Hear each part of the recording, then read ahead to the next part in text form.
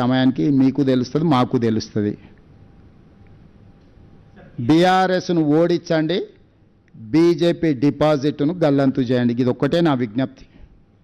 ఈ రెండే వాళ్ళిద్దరికి శిక్ష. ఈ 10 ఏళ్ళు సర్వనాశనం చేసినందుకు వాళ్ళు ఓడాలి, వీడి డిపాజిట్ పోవాలి.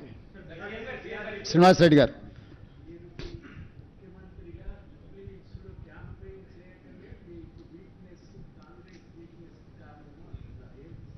ఇప్పుడు నేను పార్టీ కార్యకర్తను మొదట, తర్వాత ఏ హోదా అయినా పార్టీ ఇచ్చిన హోదా, నే ఏ ఎన్నికలనైనా ఇంతే ప్రతిష్టాత్మకంగా తీసుకుంటా.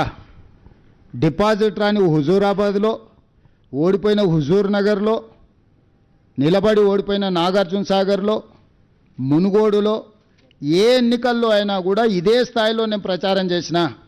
పార్టీ అభ్యర్థిగా చూడను, నేనే అభ్యర్థిగా అనుకుంటే ఏ ఎన్నికలనైనా నేను పార్టీ పట్ల, కార్యకర్తల పట్ల నాకున్న చిత్తశుద్ధి. అంటే బాధ్యతారహితంగా ఫామ్ హౌస్లో వండుకుంటే గొప్పతనమా? కనీసం ఓటేయమని ఈ రోజు వరకు విజ్ఞప్తి చేయలే. కానీ కేటీఆర్ నేను చెప్తుండు, తెలుగుదేశం సానుభూతి పరులు మాకేస్తారని. ఎందుక ఎన్టీఆర్ ఘాట్ను తొలగిస్తామని ముందుకు వచ్చినందుకు, ఎన్టీఆర్ ఘాట్ని తీసేసేందుకు ఎన్టీఆర్ అభిమానులు ఓటేస్తారా? చంద్రబాబు నాయుడుని ఆంధ్రప్రదేశ్లో అరెస్ట్ చేస్తే నిరసన తెలుపుకుంటామంటే పోలీసు వాళ్ళతో కొట్టించి తీట పడితే నిరసన రాజమండ్రిలో తెలుపుకోపోండి అని అవమానించినందుకు తెలుగుదేశం పార్టీ సానుభూతి పరులు ఓటేస్తారా?